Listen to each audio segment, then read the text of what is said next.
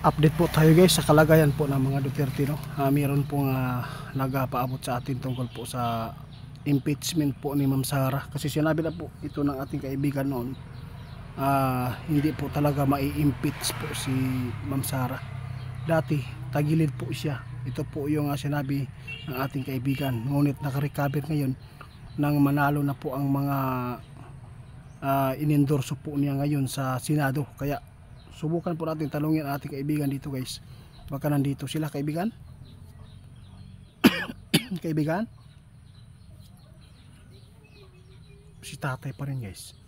Tay, meron po nga nais namin na itanong sa inyo, kasi po nanalo naman po yung mga inendorso po ni Ma'am Sara Duterte tungkol po sa pagkatapos ng halalan kasi meron po nga nag-viral po ngayon kung mai-impeach pa ba at posible pa bang mai-impeach pa si Ma'am Sara Duterte, kasi noong wala pang halalan medyo tagilid po talaga siya, no? O yun po ang gusto po natin na may paabot sa lahat, dahil po marami po nag-aabang sa inyo.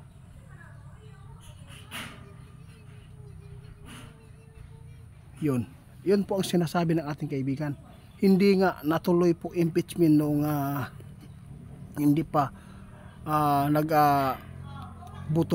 Ngayon pa daw na marami na pong nanalo na mga inendorso po ni Sara Duterte. Kaya wala na po talaga guys. Ito po yung sabi ng ating kaibigan, pakinggan nyo. Napakaswerte guys, no? Alam po natin, good news po ito para sa lahat ng mga sumusuporta po sa mga Duterte, no? Lalo na si Tatay Digong makakauwi na, at saka sinabi din po ito ng ating kaibigan na mabasura talaga ang kanyang kaso. Lahat po ng binabanggit ng ating kaibigan guys, nagkatotoo. Sinabi po niya noon, hindi po talaga ma-impeach si Sara, ngunit tumagilid po siya noong hindi pa halalan, dahil po sa napakarami po mga paghain sa Senado doon sa Malacanang tungkol po sa impeachment. Marami po nagpataas. Ngayon posible nga hindi po matatablan, hindi na po matatablan si Ma'am Sara Duterte dito. Ito po yung napakagandang balita ni kaibigan, dahil po sa nakikita po natin guys, napakasaya natin.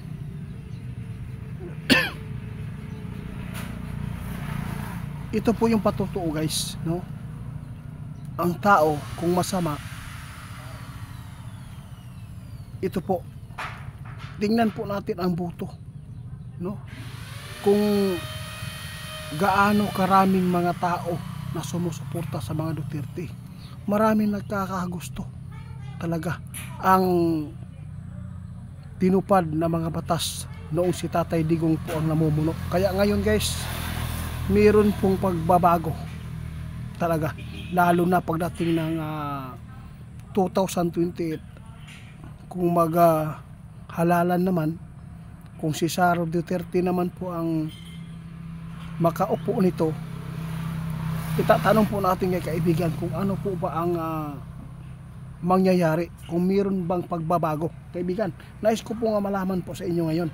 Marami po nga katanungan ang mga tao, dahil po maraming baser, sabi po nila, itiit, pwede po ba itanong mo sa kaibigan nyo, dahil po napakarami po talagang mga tao na naninira sa mga Duterte, kasi po ibibinta po daw talaga ang yung Pilipinas sa China kung sila man po ay mamumuno. Kaya ito po yung tandaan natin guys, ang paninira ng tao nanggagaling yan sa politiko, kaibigan.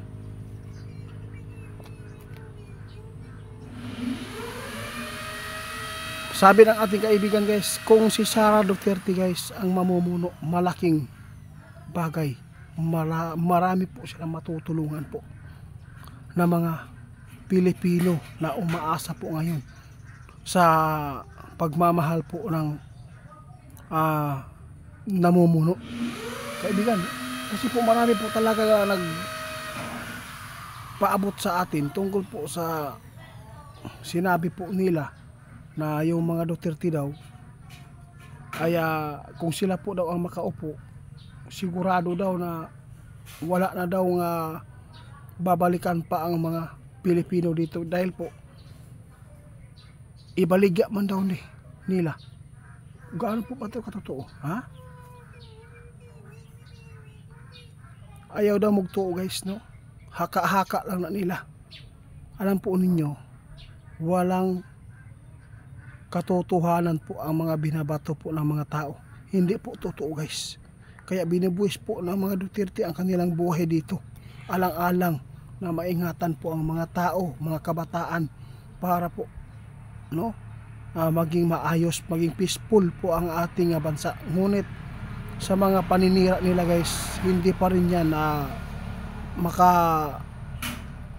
sisira po sa kanilang kasikatan ngayon dito sa politiko dahil po nakikita ng mga tao. Grabe po ang mga naitulong po ng mga Duterte ngayon guys.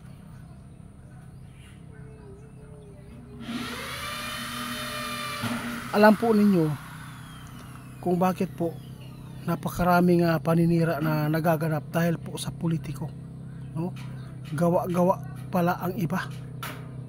Kaibigan, napakasalamat po talaga, napakasarap din pakinggan po yung ipinapaabot po niyo ngayon dahil po napakalaking katuwaan po ng mga supporters ng mga Duterte ngayon.